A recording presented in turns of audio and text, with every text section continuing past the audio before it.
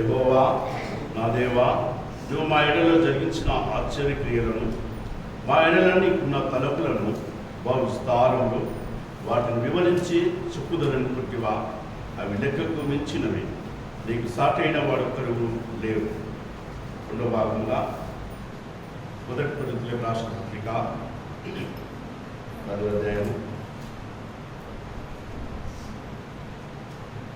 మొదటి కొరింథీయులకు రాసిన పత్రిక 10వ అధ్యాయము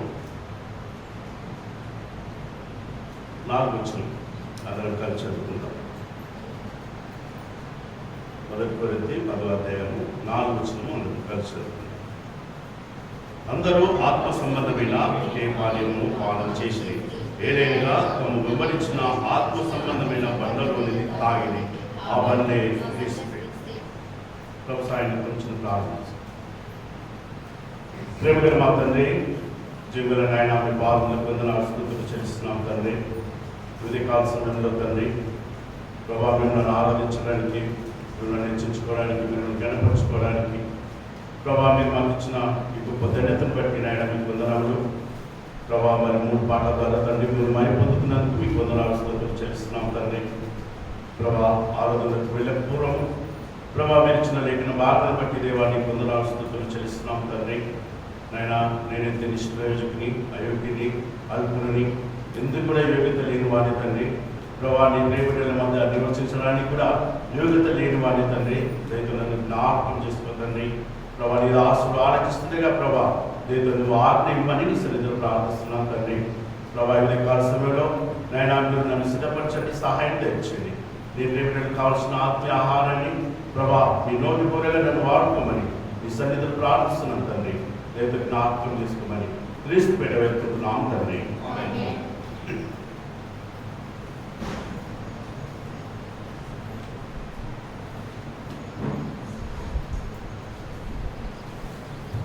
ఉదయకాల సమయంలో ఆరాధనకు వెళ్ళక పూర్వం 40వ కీర్తనల మనము కొన్ని లేఖన భాగంలో మనము చూస్తున్నాం కదా. యెహోవా కొరకు నేను సహనముతో కనిపెట్టుకుంటుంది, ఆయన నాకు చెవి యొక్కి నా మొరను ఆలకించెను. నాశనకరమైన గుట్టలో నుండి, జిగటగల దొంగ ఊపిలో నుండి ఆయన నన్ను పైకెత్తను. నా పాదములు బండ మీద నిలిపి నా అడుగులను సిద్ధపరచను. తనకు స్తోత్ర రూపము కొత్త గీతము మన దేవుడు నా నోట ఉంచెను. అనేకులు దాన్ని చూచి భయభక్తులు కలిగి యెహోవా యందు నమ్మిక ఉంచెదరు. గర్విష్ఠులైనను త్రోవ విడిచి అబద్ధముల తట్టు తిరుగువారు నేను లక్ష్యపెట్టగా యెహోవాను నమ్ముకుని వారు ధన్యుడు. యెహోవా నా దేవా, నువ్వు మా ఎడల జరిగించిన ఆశ్చర్యక్రియలు, మా ఎడల నీకున్న తలపులు బహు విస్తారములు, వాటిని వివరించి చెప్పుదలనుకుంటున్న అవి లెక్కకు మించినవి ఉన్నవి, నీకు సాటైన వాడు ఒక్కరు కూడా లేడు. ఉదయకాల సమయంలో మనం ఆరాధనకు వెళ్ళకపోవడము ఈ లేఖన భాగంలో నుంచి మనం కొన్ని సత్యంలోనూ మనము ధ్యానించుకొని మరి ప్రభు సన్నిధిలోకి మనము ప్రవేశించే వారంగా ఉందాం. అయితే ఇక్కడ కీర్తనకారుడు మంచి మాట ఉదయకాల సమయంలో మనకు తెలియపరుస్తున్నాడు. నా పాదములు బండ మీద నిలిపి నా అడుగులను స్థిరపరచెదను. ఉదయకాల సమయంలో మనము రక్షించబడిన వారంగా మన యొక్క వ్యక్తిగత ఆత్మీయ జీవితంలో, మన యొక్క క్రీస్తుతో సహవాసం కలిగిన జీవితంలో మనము మన యొక్క అడుగులను ఏ రీతిగా ఉన్నాయి, లేకపోతే నాశకమైన గుట్టలో నుండి, జిగటగల దొంగ ఊబిలో నుండి ఆయన మనను పైకెత్తిన వారిగా ఉన్నట్టు మనకు లేఖనంలో జ్ఞాపకం చేయబడుతుంది. అందుకే ఈ ఉదయకాల సమయంలో మరి దేవుడు మనతో మరి ఏం మాట్లాడుతుందంటే ఆ బండ క్రీస్తే అని మరి మొదటి కొరింథీయులకు రాసిన పత్రిక 10వ అధ్యాయం 3వ వచనంలో మనం చదువుకున్నాం. ఈ బండ విషయంలో మనకు ఈ ఉదయకాల సమయంలో జ్ఞాపకం చేయబడితే ఇక్కడేమో కీర్తనకారుడు ఏమంటున్నంటే నా పాదములను బండపై నిలిపి నా అడుగులను సిద్ధపరచమని మరి ఇక్కడ లేఖనంలో స్పష్టంగా కనబడుతుంది. ఆత్మీయ జీవితంలో మన అడుగులను ఒకవేళ మనము జిగటగల దొంగ ఊపిలో ఉంటున్నామా, లేకపోతే స్థిరమైన బండ పైన మనము ఉంటున్నామా అనే విషయాన్ని ఉదయకాల సమయంలో మరి ఈ బండ నుంచి ఒక 3 సత్యములను లేఖనంలో నుంచి తీసుకొని మనము ఒకవేళ మనం కూడా అలాంటి స్థితిలో ఒకవేళ మనం ఉన్నామా, ఒకవేళ అలాంటి స్థితిలో నుంచి దేవుడు ఆ నాశకమైన గుంటలో నుంచి మనల్ని లేవనెత్తిందా, ఆ యొక్క జిగటగల దొంగ ఊపిలో నుంచి దేవుడు మనల్ని సురక్షితంగా నిలబెట్టి ఆ యొక్క బండ పైన మనల్ని నిలిపిన విషయాన్ని మనం కొద్ది సమయాన్ని క్లుప్తంగా మరి ధ్యానించుకొని ప్రభు సన్నిధిలోకి మనం వెళ్ళవారంగా ఉందామండి. ఈ యొక్క లేఖనంలో ఈ యొక్క బండ అనేది ఎన్నో లేఖనంలో ఎన్నో రకాలుగా మరి దేవుడు మనకు చూపించినట్టు కనబడుతుంది. అందులో ముఖ్యంగా మరి ఆ బండనే క్రీస్తు అనే విషయాన్ని మన ఉదయకాల సమయంలో మరి స్పష్టంగా మనకు కనబడలేదు. మరి ఈ యొక్క బండ అనే క్రీస్తును మన ఆత్మీయ జీవితంలో ఒకవేళ మనము అన్వయించుకుంటే మరి మనం కూడా స్థిరంగా ఉండే వారంగా ఉంటామా, లేకపోతే ఆ యొక్క బండపై మనం నిలిచిన వారంగా ఉంటామా, లేకపోతే ఈ యొక్క మరి నాశకమైన గుంటలో లేకపోతే పాపం అనే గుంటలో మనం కూడా మరి పడిపోయే వారంగా ఉంటామనే విషయాన్ని మనం జ్ఞాపకం చేసుకునే వారంగా ఉందామండి. మొదటి బండ జ్ఞాపకం చేసుకుందామండి. నిర్గమకాండము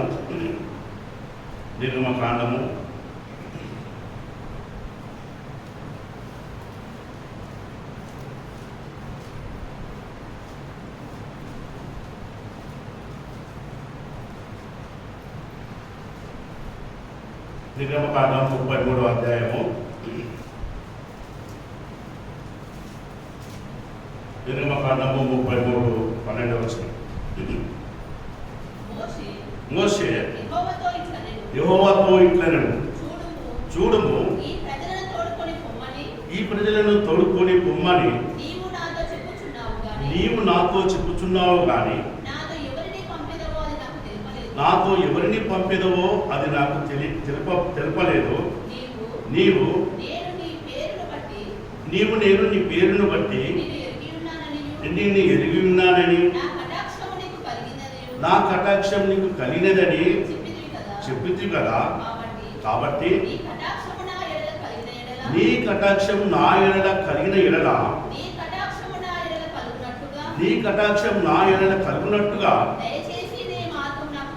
దయచేసి నీ మార్గం నాకు తెలుపుము, అప్పుడు నేను నిన్ను తెలుసుకుందును. చాలా ఇక్కడ మనకు మొదటి వ్యక్తి లేకపోతే మొదటి బండ ఆత్మీయ సత్యాన్ని ఇక్కడ మనకు చూపించడం జరుగుతుంది.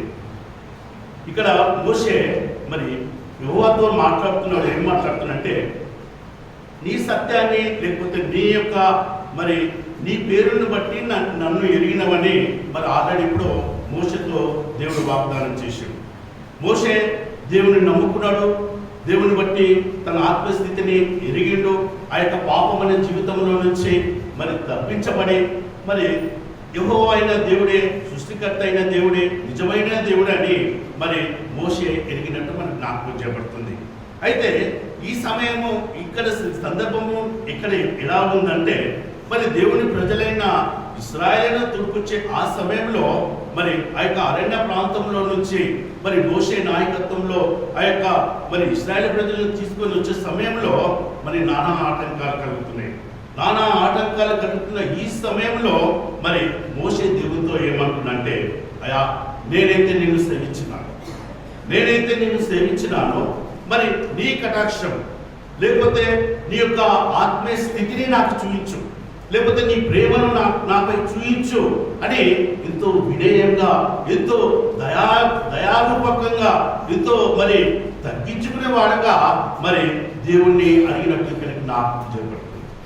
అయితే మరి దేవుడు ఏమంటున్నాడంటే నీ పేరును బట్టి నేను నిన్ను ఎరిగినాను. ప్రియమైన సహోదరుడా, నీ పట్ల లేకపోతే నీ జీవితం పట్ల, నీ యొక్క జన్మ పట్ల దేవుడు నీ యొక్క ప్రణాళికబద్ధంగా దేవుడు నిన్ను ఏర్పరచుకున్నాడు. కాబట్టి ఈనాడు నిన్ను దేవుడు ఎరిగిన విషయాన్ని ఇక్కడ మనకు జ్ఞాపకం చేయబడుతుంది. మోషేను ఏమంటున్నంటే నేను నీ పేరును బట్టి నేను నిన్ను తెలుసుకున్నాను అంటున్నాడు. మరి నన్ను కూడా దేవుడు నన్ను కూడా ఆ రీతిగానే పిలుస్తున్నాడు. ప్రియమైన సహోదరుడా, నేను నిన్ను జ్ఞాపకం చేసుకున్నాను. ఆ యొక్క జిగటగల దొంగ ఊపిలో నుంచి నేను నిన్ను రక్షించినాను. నాశకమైన ఆ యొక్క దొంగ ఊపిలో నుంచి నువ్వు పడిపోకుండా నీ యొక్క పాదములను నేను స్థిరపరిచి ఆ యొక్క బండపై నీ పాదములు నిలిపిన విషయాన్ని ఇక్కడ మనకు జ్ఞాపకం చేయబడుతుంది.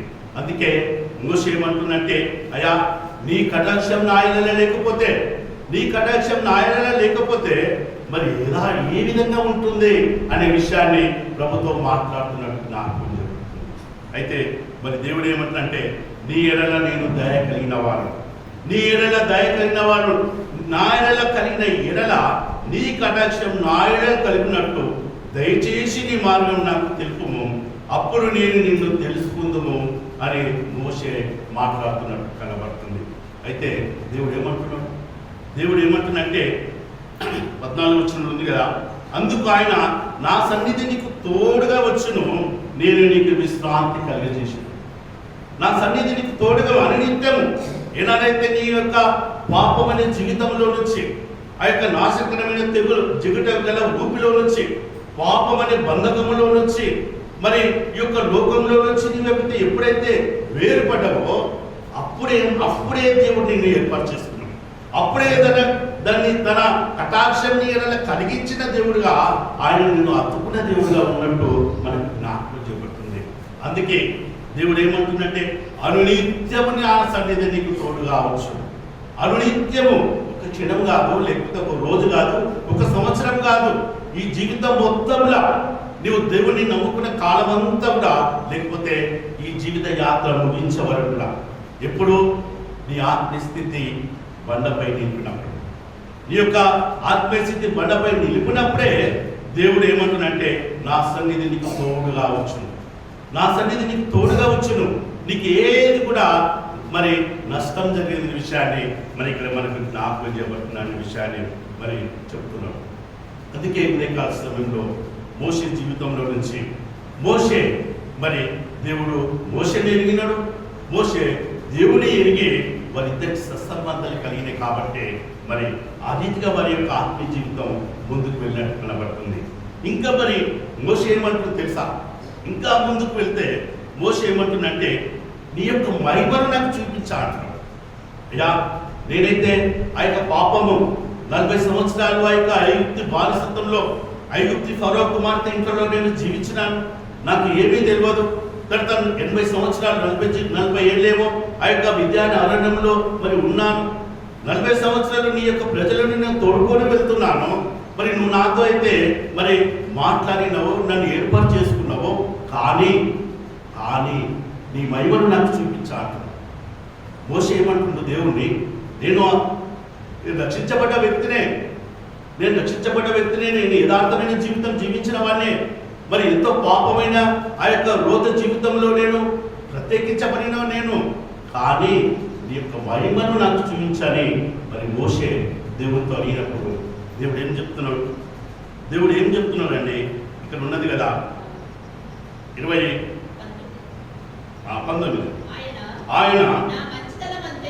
ఆయన నా మంచితనమంతయు నీ ఎదుట కనపరచెదను, యెహోవాను నామమును నీ ఎదుట ప్రకటించెదను, నేను కరుణించు వారిని కరుణించెదను, ఎవని యందు కనికరపడుదునో వాని యందు కనికరపడేదను. 21వ వచనంలో చదవము. మరియు యెహోవా,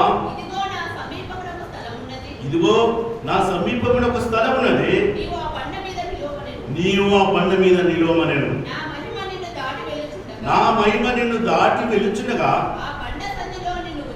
ఆ బండ సందులో నిన్ను ఉంచి నిన్ను దాటి వెళ్ళు వరకు నా చేతిలో నిన్ను కప్పేదను. నేను నా చేయి తీసిన తర్వాత నా వెనుక పార్శ్వం చూసేదావు కానీ నా ముఖము నీకు కనబడదు. మోషే దేవుడిని అడుగుతున్నాడు, అయ్యా నీ మహిమను నాకు చూయించు, నీ మహత్యం నాకు చూయించు, నువ్వు గొప్ప దేవుడు కదా, నీ సన్నిధి నాతో పాటు ఉంచుతున్నావు కదా, మరి నీ మహిమను నాకు చూయించు అన్నప్పుడు దేవుడు ఏమంటున్నాడు? మోషేతో ఏమంటే, అయ్యా ఒక స్థలం ఉంది, ఆ స్థలంలోకి వెళ్ళు, ఆ స్థలంలోకి వెళ్ళు. ఏ మనుషుడు కూడా నన్ను ముఖాముఖిగా చూడడు, ఏ మనుషుడు కూడా ముఖాముఖిగా నన్ను చూడడు. ఒక స్థలం అని ఉంది, ఆ స్థలమే సియోను అనే కొండ. ఈ ఉదయకాల సమయంలో మనమందరం కూడా సియోను అనే కొండ దగ్గరికి మనం వచ్చినాం. సియోను అనే కొండ దగ్గర మనకు దేవుని సన్నిధిని అనుభవించే వారంగా ఉంటున్నాం. దేవుని సన్నిధిని, దేవుని మహిమను మనం చూడాలని ఈ యొక్క సియోను అనే కొండ దగ్గరికి వచ్చి మన యొక్క హృదయాలన్నిటిని కూడా ప్రభు సన్నిధిలో కుమ్మరిస్తాం. ఏమని, అయ్యా నీ మహిమ నాకు చూయించు. ఒకవేళ నేను గత వారం దగ్గర తప్పిపోయిందేమో, ఒకవేళ నీకు విరుద్ధంగా నేను నడుచుకున్నానేమో, ఒకవేళ నీకు అయిష్టమైన జీవితం నేను జీవించిననేమో, నన్ను కూడా ఆ యొక్క మరి సియోను అనే బండ సందులో నన్ను కాపాడి నేను నీ మహిమను నాకు చూపించని 20 సమయంలో మనం కూడా దేవుని అడిగేవారంగా ఉంటాం.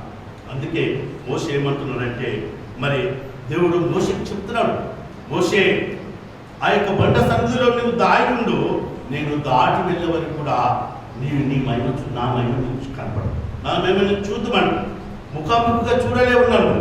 ఎందుకంటే అలాంటి మహిమ గల దేవుడు, అలాంటి గొప్ప దేవుడు, ఎంతో మరి మహాత్మ్యం గల దేవుణ్ణి మనం చూడలేము.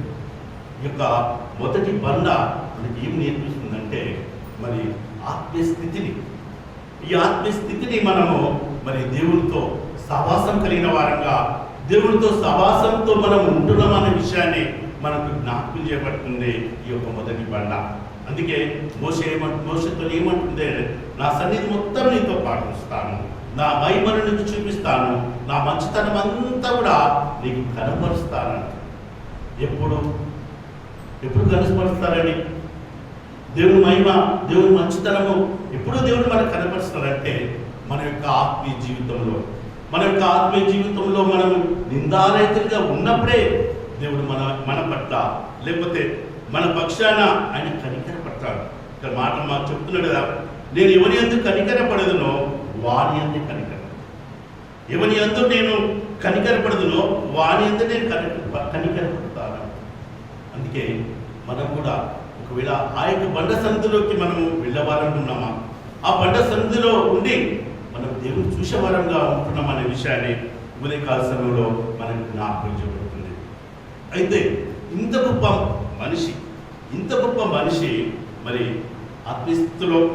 ఆత్మీయస్థితిలో ఉన్నవాళ్ళు రకరకాల సమయాల్లో మరి వాళ్ళు కూడా నడుచుకుంటున్న విషయాన్ని మనకు ఇక్కడ జ్ఞాపకం చేయబడుతుంది.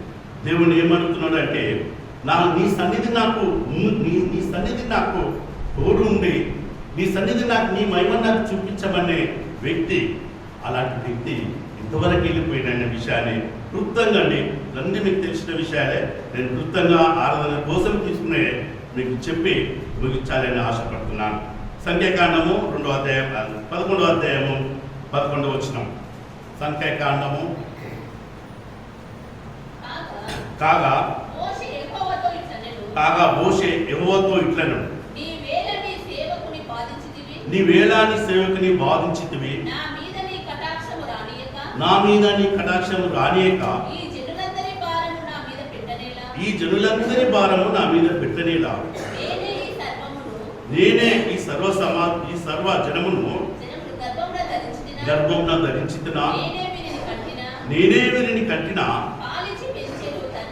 పాలించి పెంచేది తండ్రి పసిపిల్లలను మోయినట్లు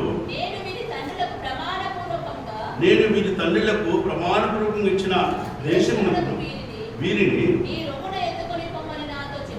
నీ రొమ్మున ఎత్తుకొని పొమ్మని నాతో చెప్పుచున్నావు.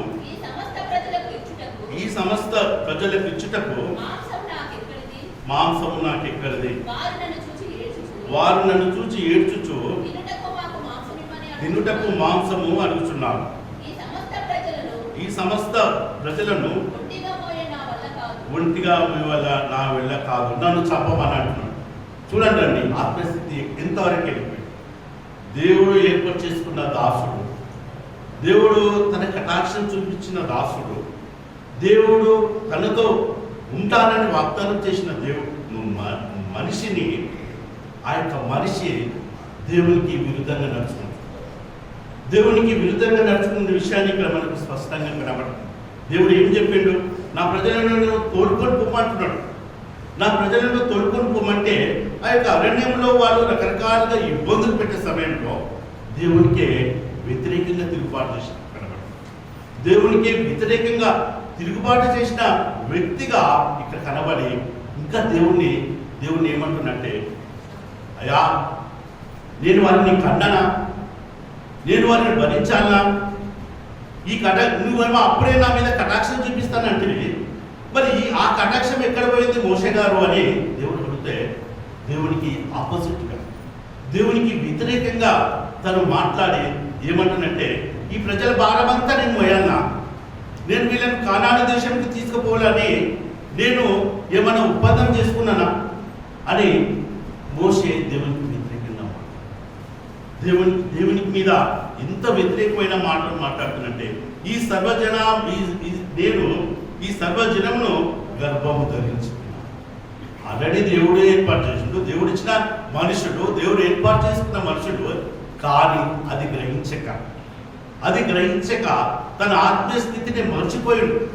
దేవుని మహిమ చూసిన వ్యక్తి, ఆ బండ సందులో దావుకున్న వ్యక్తి, దేవుని మహిమ చూసిన వ్యక్తి ఇక్కడికి వచ్చే వరకు తన పరిస్థితి ఏ విధంగా అయిపోయిందంటే, దేవునికే వ్యతిరేకంగా మాట్లాడడం, దేవునికే వ్యతిరేకంగా కార్యం చేయడం, దేవునితో వాదోపవాళ్ళు ఏమని, నేనేమన్నా వీళ్ళని అందరూ మోయడానికి నేనే ఉన్నానా? ఇవన్నీ ఎందుకు నన్ను చంపేయి అని దేవునితో మరి మాట్లాడుతున్నట్టు మనం మొదటి తన మహిమను చూపించమన్న వ్యక్తి, ఆత్మీయ స్థితిలో నేను నీతో అత్తుకొని ఉంటానన్న వ్యక్తి ఆత్మీయ స్థితిలో రాను ఏమైందంటే దేవునితో పడిపోయేవాడిగా ఉన్నట్టు ఇక్కడ మనకు లేఖనంలో స్పష్టంగా కనబడుతున్న విషయాన్ని ఉన్నాను. అందుకే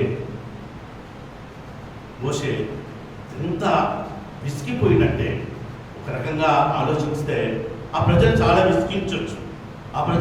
విసిగించవచ్చు, కానీ మరి సహనం కోల్పోయాడు. ఆత్మీయ స్థితిలో చాలా ఇంపార్టెంట్ అనే విషయం సహనం, ఓర్పు చాలా ఇంపార్టెంట్. మనం ఎక్కడైనా కానీ సహనం కోల్పోతే, లేకపోతే ఓర్పు కోల్పోతే దేవుని సన్నిధులు చాలా కష్టం.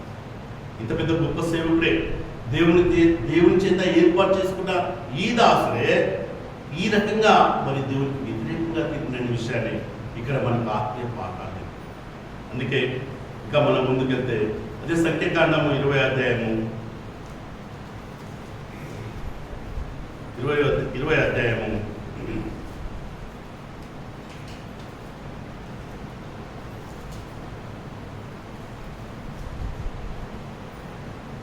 10వ వచనం. తర్వాత మోషే అహరోనులు ఆ బండ ఎదుట సమాజంలో పోగు చేసినప్పుడు అతడు వారితో, దోరులారా వినుడి, ఈ బండలో నుండి మీ కొరకు నీళ్లు రప్పింపవలనా అనను. అప్పుడు మోషే తన చెయ్యి ఎత్తి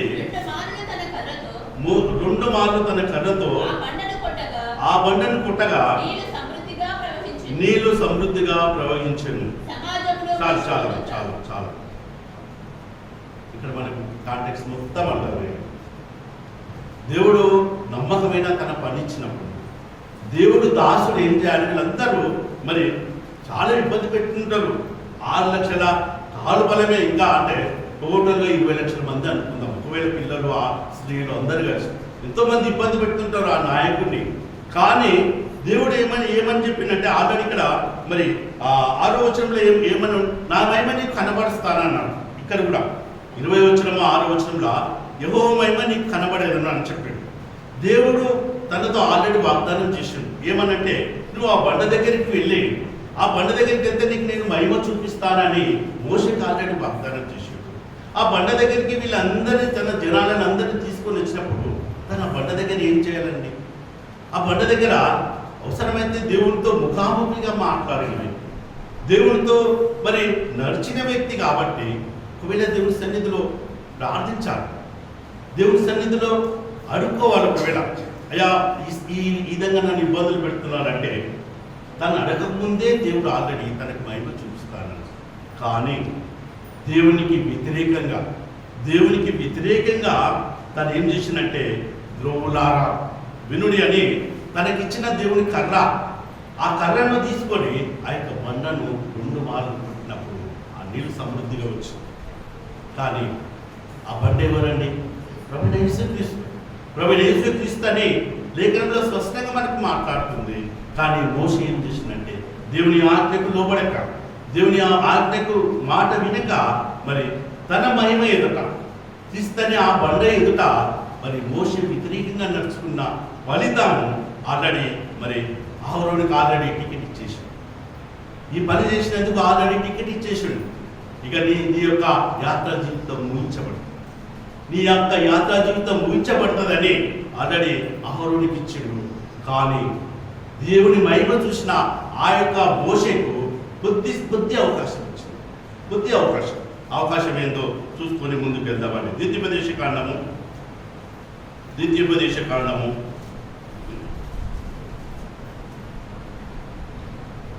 32వ అధ్యాయము 48వ వచనం. 48వ వచనం. 32 ద్వితీయోపదేశ కాండము 32:48వ వచనం. ఆ దినమున యెహోవా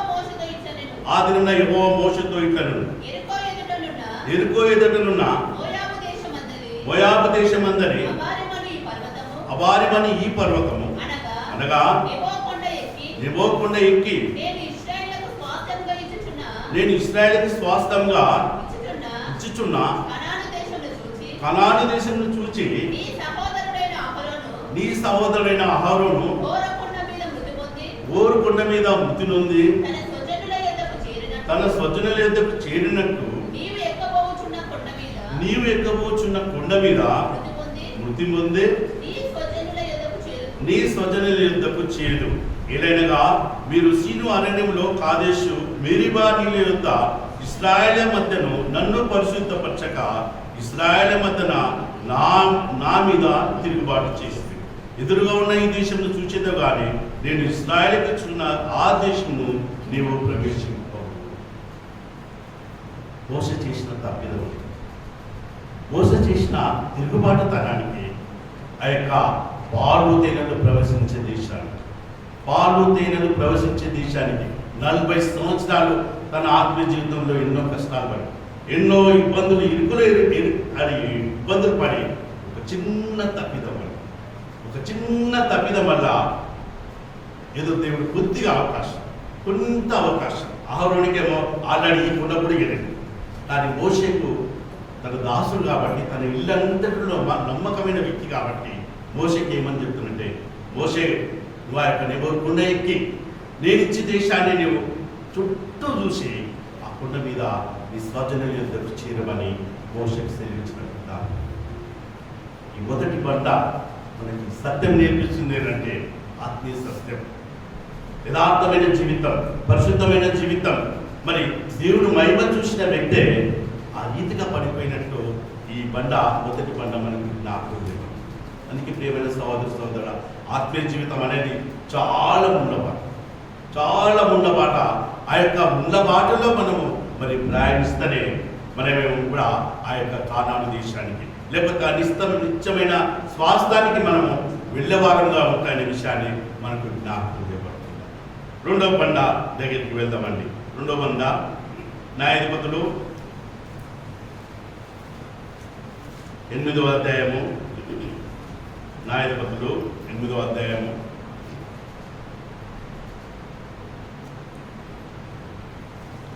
13వ అధ్యాయము 15వ అధ్యాయము 8వ వచనం. న్యాయాధిపతులు 15:8వ అధ్యాయం 8వ వచనం. 15:8 న్యాయాధిపతులు 15:8. కొరలతో తుంట్లను విరుగగొట్టి వారిని బహువా హతం చేసింది. అటు పిమ్మట వెళ్ళి ఏతాము బండ సందులో నివసించను. 13వ వచనంలో చదవము. అలాగే అందుకు వారు అలాగు కాదు, నిశ్చయముగా మేము నిన్ను చంపము గాని నిన్ను గట్టిగా కట్టి వారి చేతికి మేము అప్పగించదమని చెప్పి 2 కొత్త తాళ్ళ చేత అతన్ని కట్టి ఆ బండ యుద్ధ నుండి అతనిని తీసుకొని వచ్చేది. రెండో బండ మనకు జ్ఞాపకం చేయబడుతుంది, పాపం అనే బండ. ఈ పాపం అనే బండ ఉదయకాల సమయంలో మనకు మరి జ్ఞాపకం చేయబడుతుంది. దేవుడు తనను ఏర్పాటు చేసుకున్నాడు. ఏమని ఏర్పాటు చేసుకున్నాడు? ఇశ్రాయేలు ప్రజలకు ఒక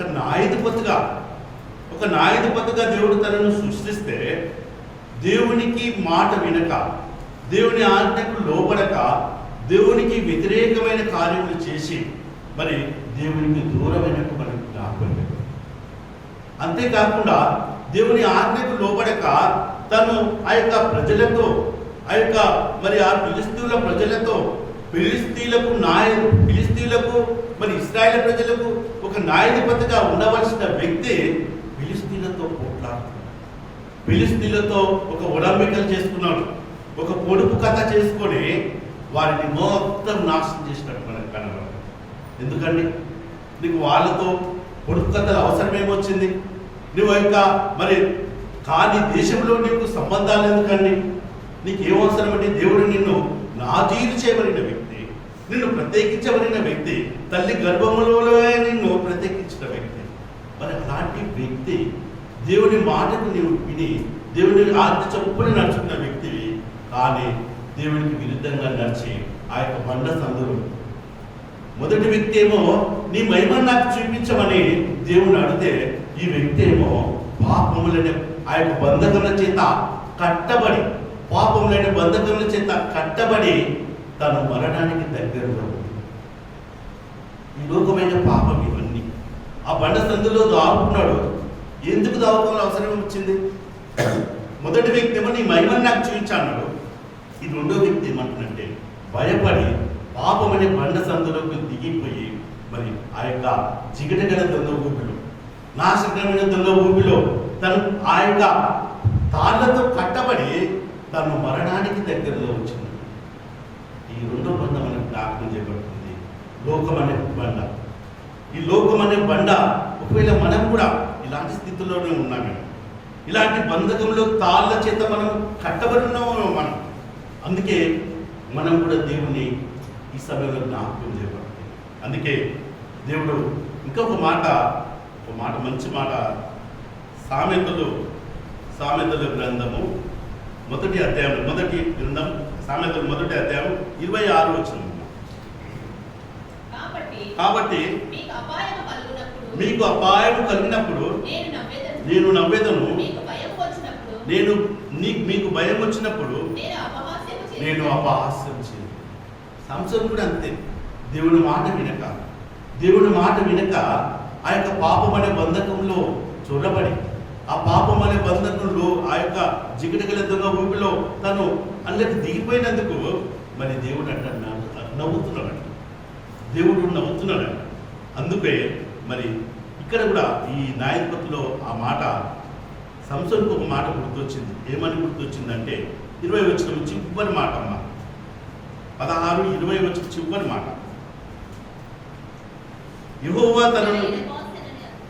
తనను ఎడబాసనని అతనికి తెలియలేదు.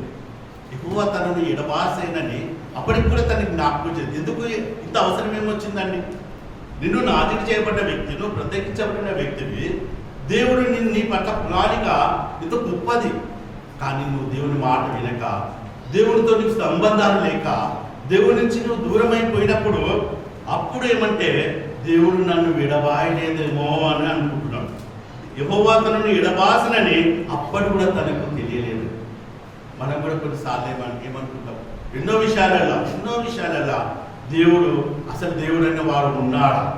దేవుడు అనేవాడు ఉన్నాడా అని మనం చేసే తప్పులన్నీ చేస్తాం, దేవునికి విరుద్ధమైన కార్యాలన్నీ చేస్తాం.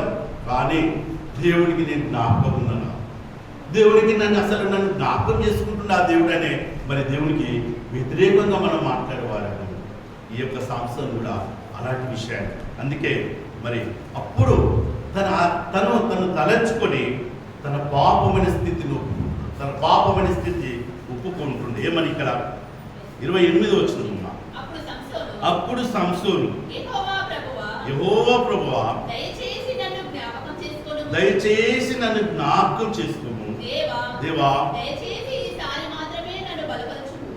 దయచేసి ఈసారి మాత్రమే నన్ను బలపరచుమన్నాడు. చాలు దయచేసి నన్ను జ్ఞాపకం చేసుకో.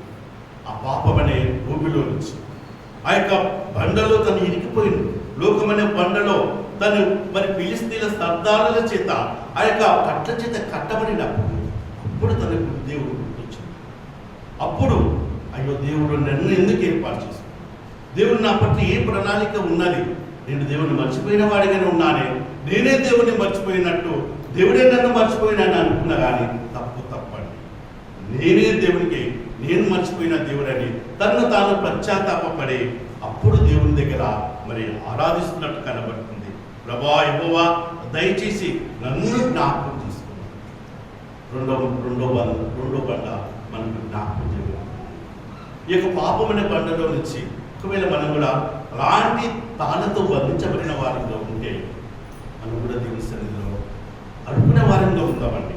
అయా ఈ బండలో నేనైతే మరి పాపమనే బండలో మునిగిపోయినాను, ఈ బండ నుంచి నన్ను తప్పించి ఇంకొకసారి నేను ఆ బండలోకి ప్రవేశించేవాడిగా నన్ను తప్పించని దేవుని సన్నిధిలో మనం ఆరాధిస్తే దేవుడు మనల్ని కూడా ఆ యొక్క బంధంలో నుంచి తప్పిస్తాడు.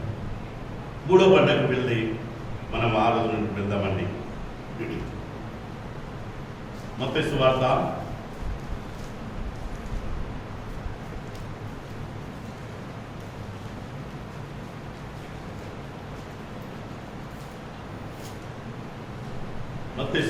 16వ అధ్యాయము.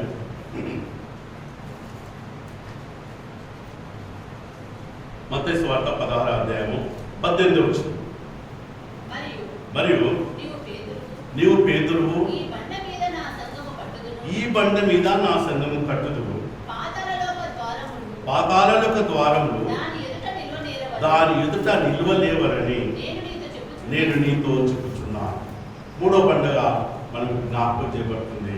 ఇక మరి పేతురు దేవుడు మరి తను తాను ప్రత్యక్షించబడ్డాడు. తను తాను శిష్యులకు ఎంతో కాలము ప్రభు ఆ యొక్క తన శిష్యులతో మరి కలిసి జీవించినప్పుడు వాళ్ళందరూ కూడా అప్పటి వరకు కూడా ఈయన గొప్ప దేవుడు, ఎన్నో అద్భుతములు చేసిండు.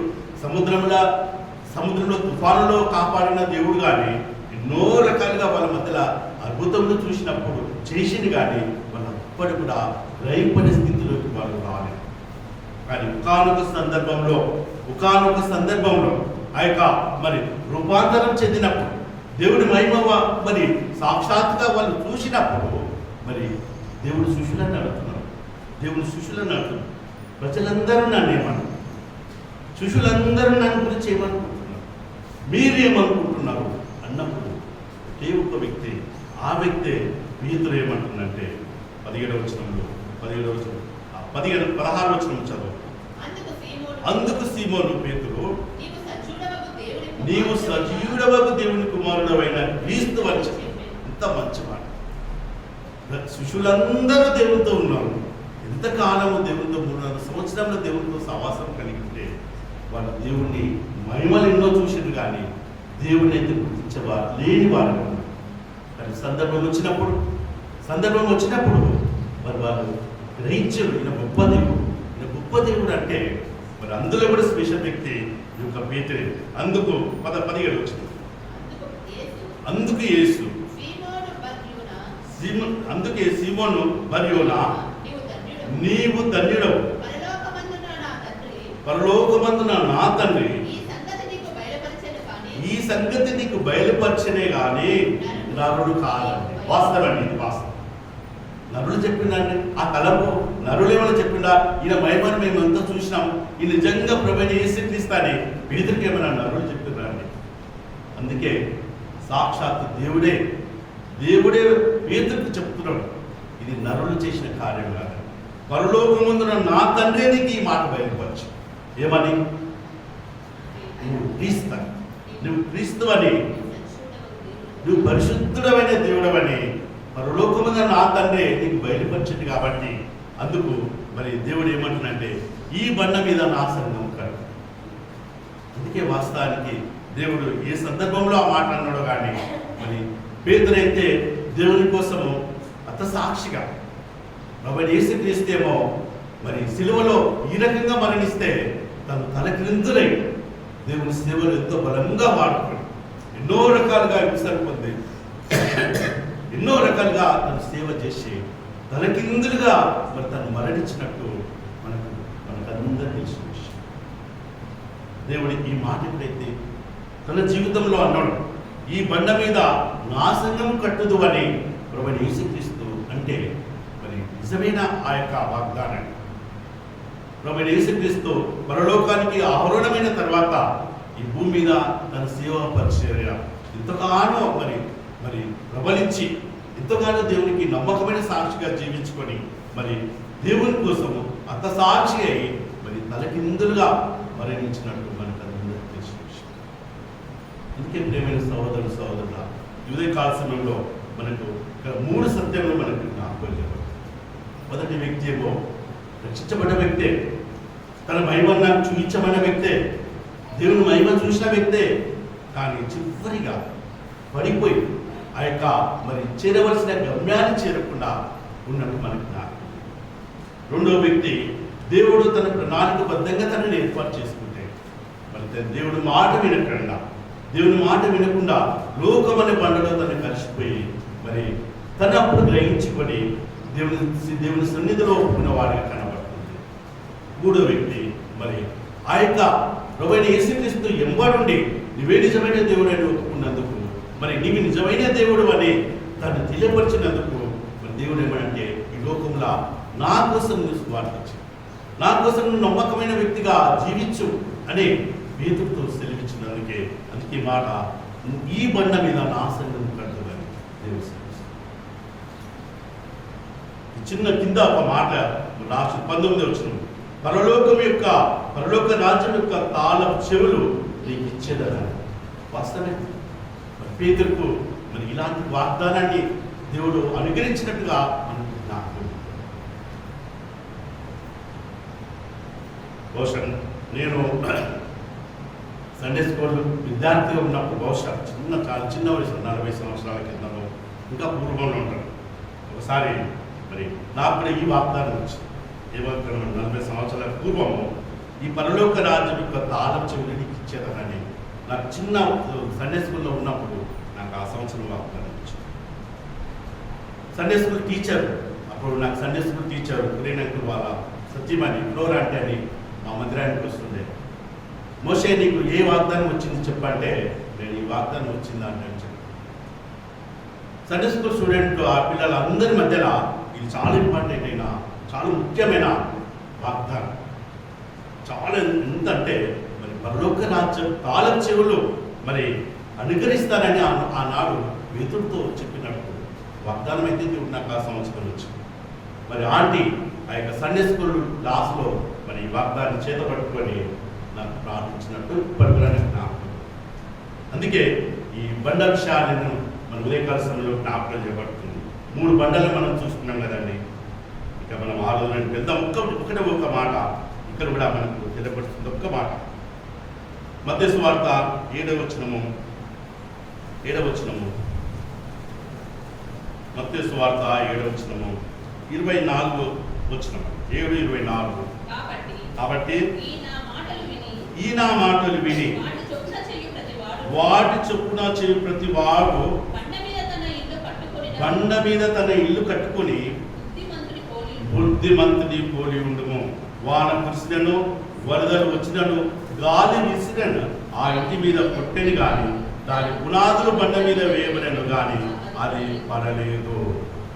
స్వస్థమైన మాట, ఎంతో చాలా అమూల్యమైన మాటలు ఉదయకాల సమయంలో మనకు ఆత్మీయ సత్తాలు నేర్పిస్తున్నాయి. వాస్తవమే కదండి. మనం ఏదో ఒక ఇసుక మట్టిలో కానీ లేకపోతే ఒక భూమి మీద కానీ ఆ యొక్క పునాది లేని ఆ ఇల్లు వాస్తవానికి నిలబడదు. ఆత్మీయ జీవితం కూడా మరి దేవునితో సవాసం లేకపోతే మనం కూడా లాంటి స్థితిలో ఉంటాం. వాన వస్తే, వరదలు వస్తే, కష్టాలు వస్తే, ఇబ్బందులు వస్తే, ఇరుకులు వస్తే దేవునికి మనం దూరమైన వారంగా ఉంటాం. అందుకే బుద్ధిమంతుని పోలుకొని బండ మీద నా పాదములను బండ మీద నిలుపుమని కీర్తనకారుడు ఈ రీతికైతే మరి అడుగుతున్నాడు. ప్రభువైన యేసుక్రీస్తు ఆ బండను నేనే అని ఈ రీతికైతే మరి సెలవిస్తుండో ఆ రీతి కూడా ఉదయకాల సమయంలో మనం కూడా ఆ విధంగా అన్వయించుకొని ఆ రోజు నుండి వెళ్దామండి. దేవుడి వాక్యాన్ని దీవించుగాక.